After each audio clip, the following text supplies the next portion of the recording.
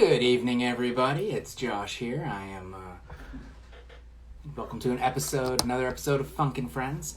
Tonight, I welcome my friend Bianca Schulze, and we will be chatting about her books and her website that she's been running for a long time, and things like that. So. I'm glad you joined me, and I am looking forward to our little chat tonight. And the children's book review. Let's go. Right. Do, do, do. Okay. Hey, Bianca, how's it going? Good. How are you? I'm doing all right. How has it been since your first picture book was released? It's been busy, and also life just goes on as normal too. So Yes, that's true. Yeah, yeah, it's like I had a book out and now I'm doing the dishes. Um, yeah, I'm just but gonna turn my volume up real oh, quick. sorry. Yeah, go right ahead. Um, yeah, no. But congratulations on your book. Do you have a copy? Would you like to tell us a little bit about it? Right, I messed that up. Oh, sorry. Yes, I was just gonna say congratulations on your new book. Do you have a copy you could hold up? Because I don't have a copy with me. I sure do. Oh, awesome. Can you tell us a little bit about Don't Wake the Dragon? Yeah. So basically, the dragon is asleep at the beginning, but the narrator has taken a really long time to get the dragon to fall asleep. So whatever you do, you can't wake the dragon up. So a whole lot of fun things take place. There's a birthday party going on with some noisy knights next door. So, but you don't want to just go bang on their door and say, hey guys, be quiet. So, you have to be really polite and sing happy birthday and blow out some candles and then ask them really politely to keep the noise down. The cooks are banging all the pots and pans around. And so you keep checking to see if the dragon has woken up from all these noises, but she stays asleep. But of course, when everything gets really quiet and you would think that the dragon would stay asleep, she wakes up. Yes. So then you have to stroke her scales and sing songs and get her back to sleep. That's awesome. Who illustrated it? An illustrator named Samara Hadi. She lives in the UK. And I just couldn't be happier with the pictures that she created. Yeah, it looks fantastic. Congratulations. So, how long have you been writing? I mean, I know you've been sort of blogging about children's. Your website's not even really a blog. It's more of an institution at this point. It's sort of like, anyway, you're the media. You know what, Josh? I don't really know what to call it either anymore. I call it a blog, and my husband says it's not really a blog anymore, just like you said. So yeah. I will have to come up with a special name for it. It's the children's book review. That's what it is. It's the children's book review. Yeah, exactly. So how long have you been doing that?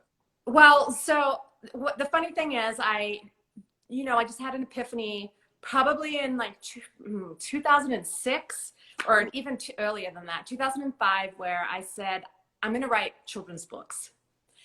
But I didn't know what I wanted to write about. And as they say, to be a writer, you need to be a reader.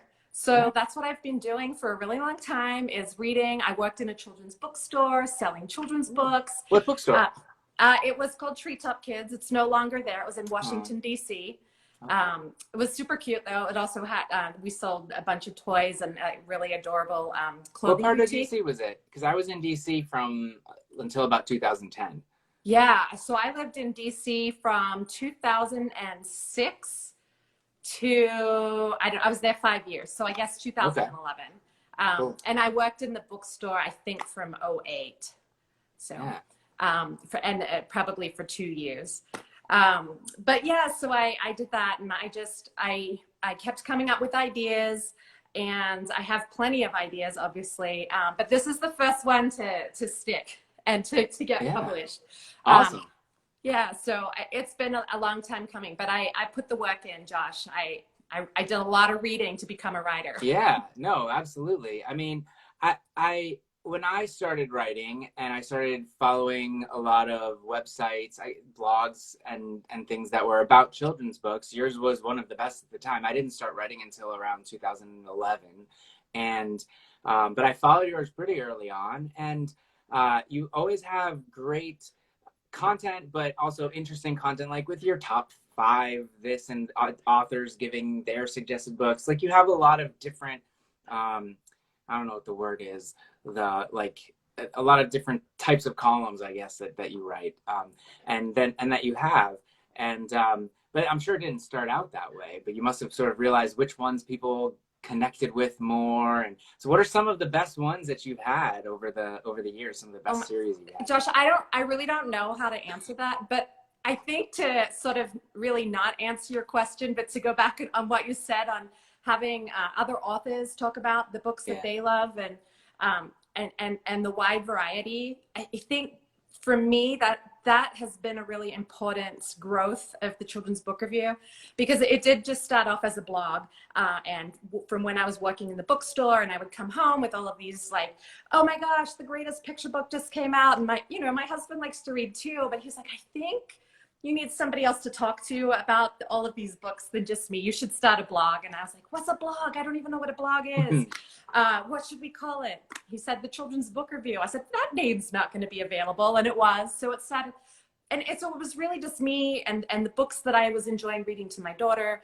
But, like I'm just one person, and I wanted people to be able to come to my website and find books that represented them, and whether who they are, where they're from, what their interests are. And if you're just one person's perspective, that's never going to be broad enough. So one of my favorite things has been stopping and asking other people which books they love and which books they enjoy, and especially people with different backgrounds to me. So yeah, I don't know, I can't say a favorite, but I know one time I did. I mean, I've stopped by. I don't know what it's called when you visit a blog, but guest posted, or I did my 5 favorites at least once, I think. But and maybe a few, I mean, it was a lot of fun. It was actually really hard to narrow it down to just 5 favorite picture books. Yes. But I think so is it really just you that works on it?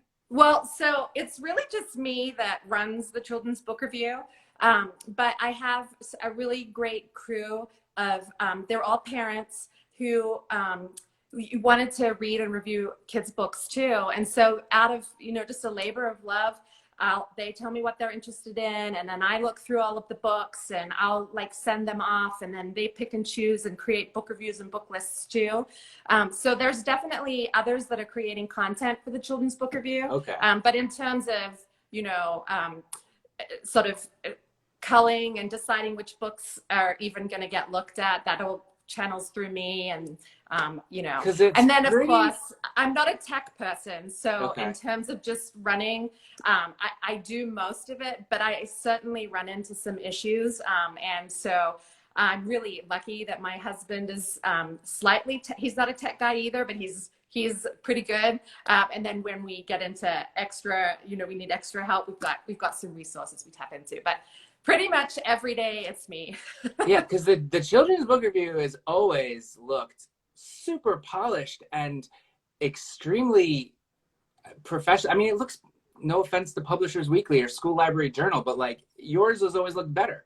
And Thank you. but it's true. Yours always had a feel like it had been there forever. And yeah, so you have great content. So what are some of your favorite books dating back to the very beginning? What were some of those very first books that really made you want to start reviewing books and get into this? Well, I mean, I think if I go back to the real nuts and bolts of just, I never identified myself as a reader as a kid, but when I look back, I really was, but I liked the quirky and the zany stuff. I love Roald Dahl and, obviously his mainstream ones, but I loved the Twits. I don't know if you ever read the Twits. I love the Twits. Yeah. And then, I actually had Mr. Twit as my avatar for a little while before I had books and stuff, because it, the bushy beard with all the things stuck in it. Worms and stuff. I basically, thought I kind of looked like him a little bit. But yes, no, the twits are great.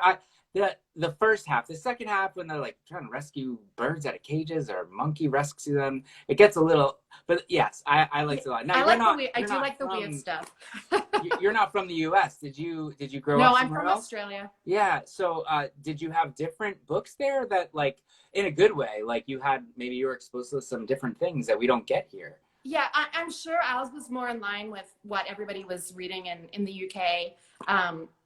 Like that was this great series, and I mean, I haven't read it since I was a child, but it was The Magic Faraway Tree. And I believe you can still get it, but it was a boy and a girl, and I think they've had to change their names because their names would be deemed inappropriate now. Okay. But just yeah, The Magic Like Dick Faraway. and Jane probably won't sell now. So. Yeah, right. Yeah, it was Dick and Fanny with a boy and the girl, and Wow, that's even worse. Okay. I'm not sure what they've changed their names to, but yeah, things like that. And then, of course, like I said, Roald Dahl. But then as a child, too, I remember sitting on the playgrounds with friends poring over Where's Waldo books. I loved Where's Waldo. And then another book that was another Roald Dahl was The Revolting Rhymes. Did you ever read Roald Dahl's? We had that. I think one of my kids got it as like the reward for summer reading one time, but I never read it. It was one of theirs, and I'm pretty sure. So we're moving this summer and at the end of the month locally, but I gave away a ton of books, and that was one of them. So I did have it, but never read it. Well, I don't have it, so I wish you'd given it to me, Josh. Sorry. Yeah, so anyway, and then I guess when I started the Children's Book Review, my daughter was 2 at the time. Okay. I have 3 kids now. And so my oldest back then was 2, and I loved picture books that made me feel something. And a friend of mine gifted us a picture book of Allison McGee's Someday, which is, do you know that one? Peter Reynolds, yeah. Yes. Right? Oh, it's so good, yes. Yeah, I've given that one away as a baby gift, the board book version of it. Yeah. Yeah, Peter Reynolds owns a bookstore called the Blue Bunny that's right around here. And he, so I've given signed copies away. Not always personalized because he's not always there, but right. But yeah, that book is great. Yeah, I love all of his books. Yeah. I mean, there isn't one that you can go, I love them all. I've been trying to think of one just as a joke, but no, I can't think of any. Yeah, and then of course, Josh, I mean, I got your books here too, right? But those are newer. Those are newer. You know, I early on, I was all about rhyming books too. With my youngest kids, and I mean, anything from Dr. Seuss. I love Sherry. I'm gonna say her name wrong. Yeah. Yes, I love Sherry's books, the construction site books. Yeah. Just the and yours, like your rhyming zips and when. Do you like what's her name? Because she's British. Alex Scheffler always does. Julia Donaldson. Yeah. She is great. I love her stuff, which is so weird because she's got a different accent. But it's perfect. Yes. It scans perfectly. So anyway, I love the Julie Donaldson. I mean, I don't think I've read everything because she puts something out like every 6 months. No, she does. Like even still, like every year I get something new that she's done. My favorites of hers actually is probably it's one that I'm always surprised when people say they haven't heard of. It's The Stickman. Have you read Stickman? I don't know. I don't think I have. Okay, you have to go look at Stickman because you'll love Stickman. It's actually kind of got a little bit of a holiday Christmas theme to it. Okay. But like you could read it all year long too. Yeah. Room on the Broom is probably my favorite of hers. Love Room on the Broom and The Snail and the Whale and. Yeah, Room on the Broom is probably the most classic Halloween book. I don't know if you listen to Betsy Bird, her podcast, Fuse 8 and Kate. They basically review a bunch of classic picture books, and she's always like, I can't find a good Halloween one, and I've probably emailed her Room on the Broom before, maybe not, but I'm like, there really aren't that many creepy carrots, but that's too new. I think the problem with seasonal books is they all end up being a bit cheesy. Just you know, like. I don't know. They don't always hit the mark. But I feel like with seasonal books, if you can read it all year round, then there's a quality about it then that is lasting, I think. Yeah, I think so. Sometimes publishers are like, we want season, we're looking for these holiday books, but not these holidays. Like, we have enough Halloween and Valentine's, but we want the other holidays or something. And then sometimes I wrote actually the sequel to Lady Pancake and Surfer and Toast. I wrote that as a holiday book because I was trying to think, like, everyone hates sequels. Sequels are always worse. Yes. But what would make a sequel not worse? And I thought, well, a holiday book, that might make a sequel not worse. And so I wrote it as a holiday book, and it's called The Case of the Stinky Stench. And the villain, or the stinky stench at the end, is a fruitcake. And the publisher was like, we really like it, but we'd like to sell it year round. Could you get rid of the holidays? And so I did, but the villain is still a fruitcake. And now there's no clues. So it's actually kind of a bad mystery. But enough about me. Speaking of sequels, I heard there's going to be a sequel to Don't Wake the Dragon. Yeah, well, it's funny. We're kind of on this theme because it will come out in January if things stay on track. Wow. And we know in the following month is February, which Valentine's is in. And so the title is Who Loves the Dragon? Ah, so, nice. But that can be all year round, right? Right. Like, well, lovey that was books my are goal. good all the time. Yeah. You can tell me in January if I pulled it off, but that was my goal. I didn't want it to just be another cheesy Valentine card kind of story. So I went in a slightly different direction, and I don't know, I kind of felt like maybe it would work for Thanksgiving as well and all year round. So we'll see. Lovey books are good all the time, and they do tend to get released around Christmas, basically. Like, I have a friend who had a book called I Love You for Miles and Miles by Alison Goldberg, and it was about just like a parent-child relationship, but it was it was about vehicles and things like that, so like miles and miles. Anyway, but they released it the day after Christmas. Like, that's when those come out, so it's just how it is. But yeah, those that's cool. So that's very exciting that you have more. And I don't know, how are you doing with, blog tours and guest posts and things like that? And I mean, it must not be too difficult because you're used to writing blog posts, but yeah, not so much about yourself though. I much prefer talking about other people's books, to be honest. But I'm gonna have to get used to talking about my own books. So I did do a blog tour through the Children's Book Review leading up to the release of the book. So that was really fun. I did a couple of interviews and whatnot, and then I've done a couple of virtual story times, and now I'm talking with you. And so, yeah, it's just keep growing from there. Yeah, well, that's good. But now, this is not actually your first book, though, because you wrote a book called 101 Books. Yeah, it's Read Before You Grow Up. So now, I remember that's only a couple of years old, right? And that one came out in 2016. Yeah. So tell me about that. Is it sort of like a culmination of your first decade as a blogger and just you putting it all together, or what's the deal? Yeah, so that one was a work for hire book. So yeah, it was an idea that was pitched to me, but it was right up my alley. So I, of course, said, yes, I will do that. I would say that it's a pretty good blend of childhood favorites. So that there will be books in there that even though they're years and years and years old, they would be new to readers here in the US. But I made sure that they were all books that people would be able to source to that are still in print. So yeah, childhood favorites all the way through to recent books. And for me, the goal when I put together those 101, and I feel like every time I would do that, it would probably be slightly different, because I don't know, like when somebody says, what's your favorite book today? It's always going to be a different one for me. I just love too many.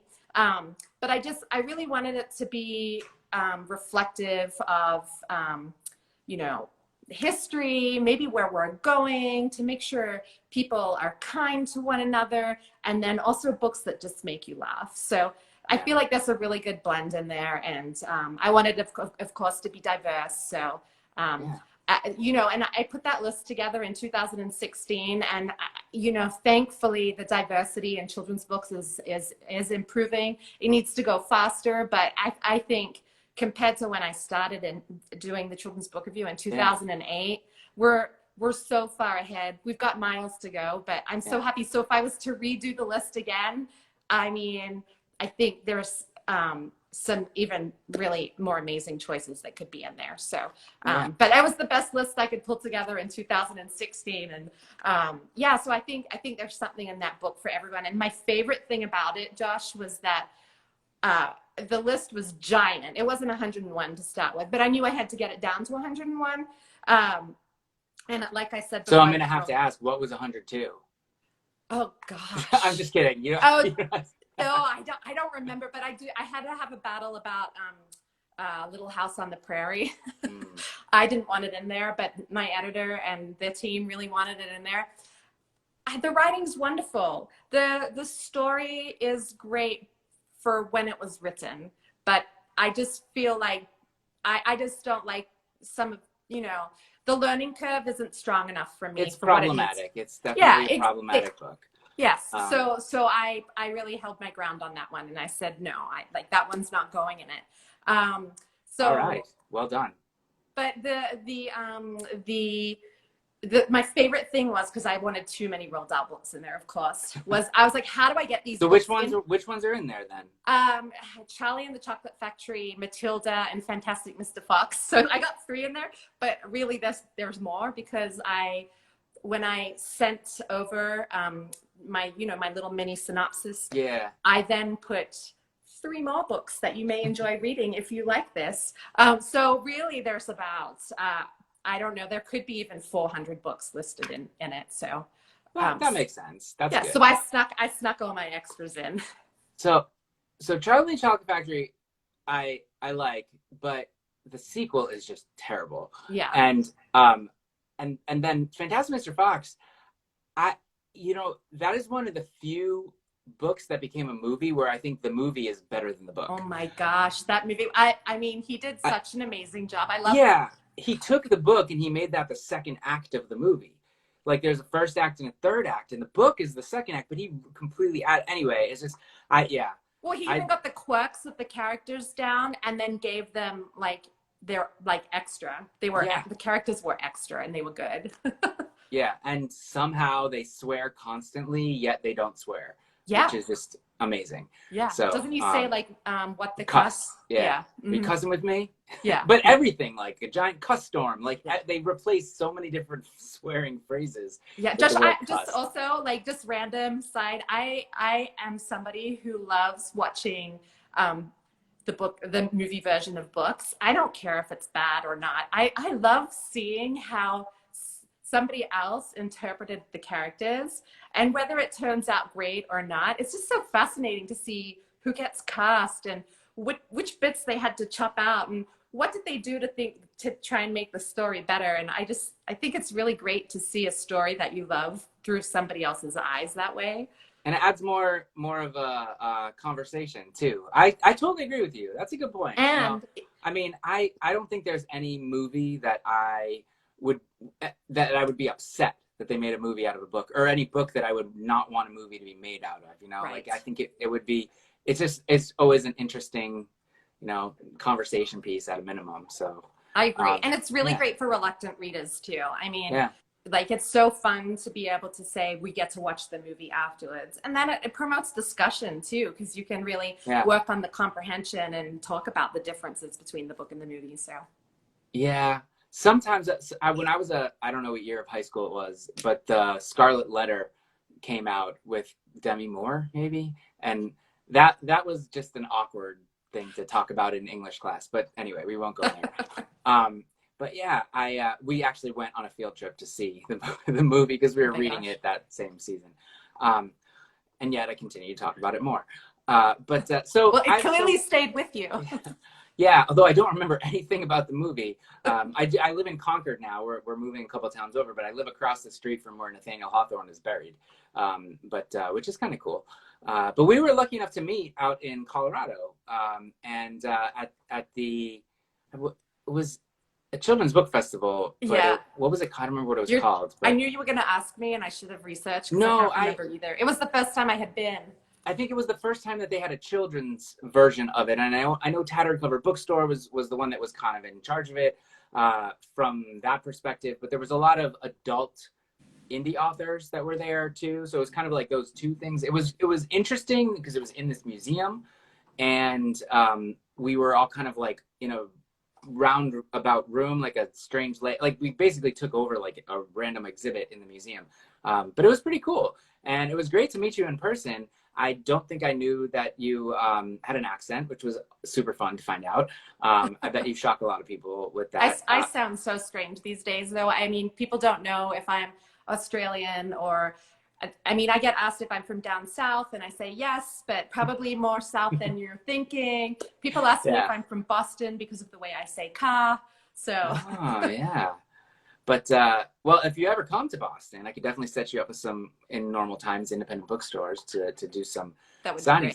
That would be cool. Have you set up any virtual school visits or anything like that for the upcoming school year? You know what? I've been in talks, but nothing yet. There's a really great bookstore here in Denver called Book Bar, and they've been really great to me ever since 101 Books to Read Before You Grow Up came out. And I know they want to get me on their school visit circuit. Cool. Which will be really lovely. But I've been a little bit hesitant. We're playing it pretty safe here. We had our first day trip since probably the beginning of March, just yesterday. Oh yeah, we basically do nothing except we're moving. Besides that, we pretty much stay inside, and we hope to stay inside until this all passes. No, I just meant virtual visits. Have you Skyped with classrooms or anything like that? I will definitely be doing some. I don't have any like officially in the works, but that's a lot of fun. That's one of my favorite things to do, and you'll get used to all the questions like, how did you come up with this idea and thing. I'm not going to ask you those. You can work on them later. But that is one of my favorite things about being an author, because I have a day job still, and so I tend to do them in the evenings if there's like a literacy night or something like that. It's a lot of fun. Yeah. But yeah. So do you have any favorite new books other than your own, of course, that have come out recently that you've been enjoying? Funny you should ask, because I just read this one. Ooh. It's called My Best Friend. I don't think I know it. It's by Rob Hodgson. He did The Cave, which was quite a popular book. It's so rare for me to just really enjoy a silly, funny book. And this one is this owl is all after the mouse. But the mouse thinks the owl is always around him because he wants to be his best friend. And they're just playing. That's awesome. I mean, I don't want to spoil it, but like it's kind of like dark humor and super duper funny. That's awesome. So that's cool. That one was a pleasant surprise because it wasn't one that was on my radar at all. And my 8-year-old actually was flipping through it, and she said, "Mom, this is so funny. You have to read it." So I read it, and I was like, "Yes." Cool. I kind of like philosophy, and I just came across these super cute board books, which are about famous philosophers like Socrates, and they go over like truth and happiness and equality. Anyway, again, sometimes some of these like themed board books, they're okay, but I really, really enjoyed the content in those ones. So can I ask you, as a reviewer, you probably get sent a lot of stuff. Have you been getting more digital copies lately? Yes. You have? Yes. Okay. Yeah. There's a few publishers that are doing still all digital. And then I'm getting like a few sort of folded and gathered books now. I don't know if you know Trudy Ludwig. She has the Invisible Boy. Invisible Boy. Yeah. So she always gives voices to the invisible, like kids and people, adults. I mean, anyone can read her books. And this is her new one that's coming out in September. And it just talks about the power of one voice. And she's just so eloquent, such minimal words. And then I'm gonna say his name wrong. Mike Curato. Mike Corrado did that. Yeah, no, you said it right. Yeah, he did the illustrations. He is great. I didn't realize that was but him. I'll probably lose all the pages. He did the little Elliot books, and he's done some of my. I have a few of them on the shelf back here. And and he's got a YA graphic novel coming out this fall. That's going to be awesome. I can't wait for that. Yeah. Yeah, I believe it's a memoir or yeah. memoir. Yeah. If it's not a memoir, I mean, it's based on his life. I can't remember if he changed the character's name or not, but his heart will be in it. So right, it's called Flamer, I think. Yeah. Okay. Yeah. Flamer? Yes, it is. Yeah, you're right. And he did a really great essay, just on himself and becoming a writer, and over the last few months. I think it was published through the SCBWI. Anyway, that was a great read. I think I saw that. It was probably in one of the emails. I got to sit next to him at the Princeton Children's Book Festival, and he was busy working on like finalizing all, like I was on his pad the whole time drawing the rest of Flamer. And I didn't actually see any of it, but because he was busy the whole time working. But I mean, he's a great guy. He lives in Western Mass. I've bumped into him a handful of times, but super nice. Awesome. Yeah. Yeah. His artwork's great. And I could keep showing you more, and like, but I just have to, this one here, Sophie Blackall's new, If You Come to Earth, it's coming out next month too. This one's I don't know. I think it's going to get some kind of like award nod. She's incredible, but that looks different than her style a little bit. Yeah, she's still, I don't know if you can see, but like her little rosy cheeks is still there. I do, yeah. But it's really, really powerful, and there's even like this one page, which I won't go into, that you almost feel a bit uncomfortable when you get to it, and I think that's key right now. I think we all need to get used to sitting with uncomfortable things and processing them. Yeah. But it's not too uncomfortable for kids. But it's just like a little kind of war scene that takes place. But I had a great discussion with my 5-year-old over it. And so I love a book that, whether it makes you laugh or feel good or sad, but one that just makes you think a little deeper, and that can sort of provoke a really thoughtful conversation. I love those books too, and I'm more of the silly, goofy kind of writer, but my favorite books are Boats for Papa was one of my favorites by Jessica Bagley, the Remember Balloons by Jesse Oliveros and Dana Wolficott. Like, these are like emotional ones where like you get chilled or you tear up like a little bit. Like, those are my favorites. They're not the ones that I write, but it's probably because that's why, like, I can't do that, and I'm so in awe. But also just the ones that tug at your heartstrings, like those are the ones that I love. Right, but you got to have the blend too. I mean, I'm not saying that we need silly, funny books, especially now, but it's but even so, like the ones that I tend to buy at a bookstore right away after reading are those emotional ones that I'm like, yep, this hit me. I'm taking it home. I need to show everyone in my life this book because I love it so much, kind of thing. Yeah. So. Yeah. What funny little story, and we're probably going way over the time we thought we'd chat here, Josh. But once I get going, you know what? The other day I hit an hour with, and there's a maximum on Instagram of an hour. With did it cut you off? Yeah, a little thing, 2 minutes popped up. It started counting down, and I was like, it was with Allison Morris, and I was like, Allison, I've never had this happen before, but I have to stop. But yeah, share another book, definitely. Yeah, I was just gonna say. So I was hunting down on the shelf. So when we met in Colorado, you signed this for my daughter, and so she loves it. And I was trying to hunt it down on the shelf, and I'm down on my hands and knees looking on the bottom shelves. I'm like, I know we have it. I don't know where it's gone. And then I looked down. I mean, the room was spotless. And this book was right there on the floor next to where my hand was resting. And I was like looking everywhere on the shelf. So it had been out. And then I remembered we were talking about, we were eating waffles for breakfast the other day. Yeah. And we were talking about Baron von Waffle. And so my daughter must have gone and pulled the book from the shelf. And it's probably been out there for a couple of days on the carpet. Baron von Waffle is my favorite. That's who I am. Yeah. So, yeah. But what was I going to say? I have a hat that I like to ask random questions that I pull out of a hat. Like, completely random, nothing to do with children's books probably, but hopefully it will help everyone get to know you better. So completely random question. Let's see. How often do you check your spam emails? Oh, probably not as much as I should. Yeah. Not very often. Okay. I get far too many emails, Josh. You probably do. Yeah, you might be the wrong person to ask that Yeah, question. there was probably there was one time a couple of weeks ago that in 3 days I had, I think, like 987 unread emails. Oh my gosh. And a lot of And it you was, answer mine. Wow. well, that's why I think I replied to you. I just want you to know I've seen your email and I am not ignoring you. I Oh, promise I'll get back to you.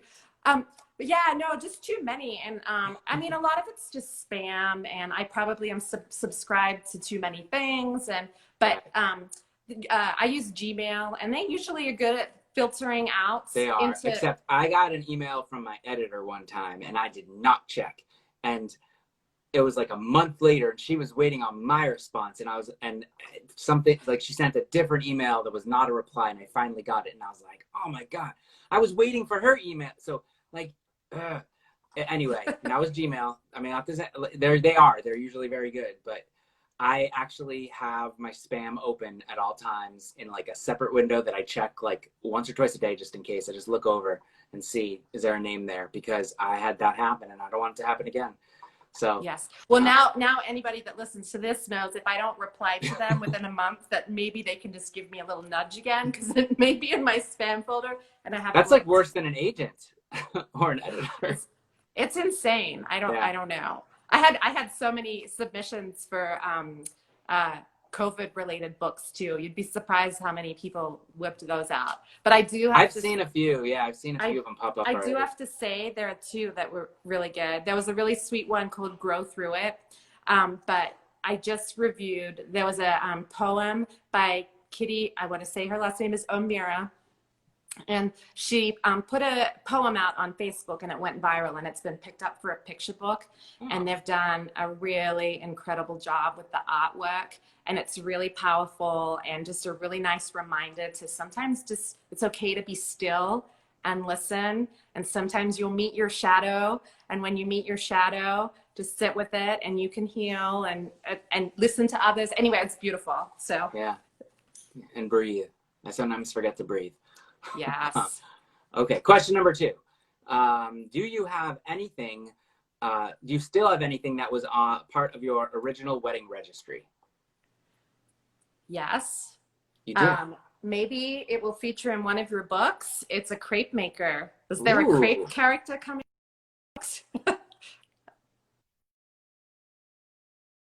There is no crepe character, but a crepe. So people ask me a lot if Lady Pancake and Sir French Toast will get married, and the answer is no. But if they did have a baby, it would be a crepe, because that is a French pancake. Absolutely. So I haven't gone there yet. I don't think I plan on it, and I think, unfortunately, and introducing a crepe would get confusing, because it'd be like, what's the deal with that? Where did it come from? Yeah. So right now, no crepe, but you have a crepe maker. Okay. Because we just broke our last, like, we have like one bowl left and like 2 plates, and that's it.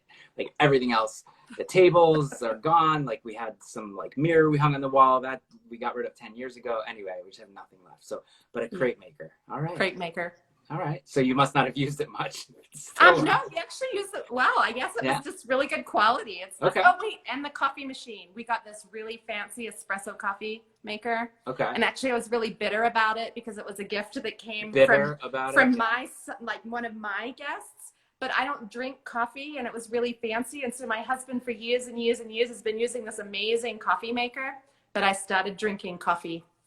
That was a mistake. I mean, I drink tons of coffee. I guess now that, you know, when you're a writer, you have to drink coffee. Yeah, so got to stay up late now. Yeah. So, all right, question number 3. Do you have a favorite reality show? Anything with singing and dancing. Okay. Yeah, I think I do like The Voice, American Idol, and I just finished watching, no, there's one more episode left of World of Dance with J-Lo. Okay. I feel like I never really got into the reality show, game show thing, but I know that there are some that like I've liked over the years, but I was never, I don't know. I don't know why I never got into it. I watch a lot of scripted TV, so maybe I was kind of just like, no, I'm team scripted TV. I don't want to watch anything else or something. So I probably missed out on a lot of good things. But okay, singing and dancing. Do you sing and dance yourself? I mean, of course, because I mean, what a great way to feel good. I don't sing and dance in public, although I do sing when I'm reading Don't Wake the Dragon. And I just taught myself to play the ukulele so I could play and sing the song. You don't happen to have that on you right now, do you? Oh, I do. It's close by, but I don't think it's in tune. Oh, yeah, okay. But if you go to my Facebook page, I believe that there's a virtual story time that I did, and you could hear me read the story, and I play in that. Okay, what is your Facebook page? So on that one is Bianca Schulze writer. Okay. Yeah. And let's see. Okay, question number 4 is, who is your favorite superhero?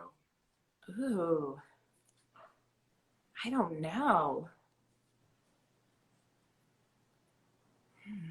Is it somebody that's like gadgety, or do you like ones that have actual superpowers, like super strong, super fast? I mean, it feels cliche, but then I guess it's a pretty good one. I'm just gonna say Wonder Woman.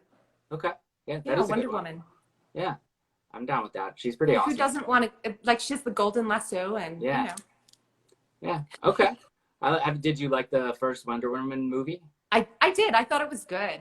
Yeah. I mean, I guess I do. I watch movies of all kinds, but probably action superhero movies the least. Gotcha. Yeah.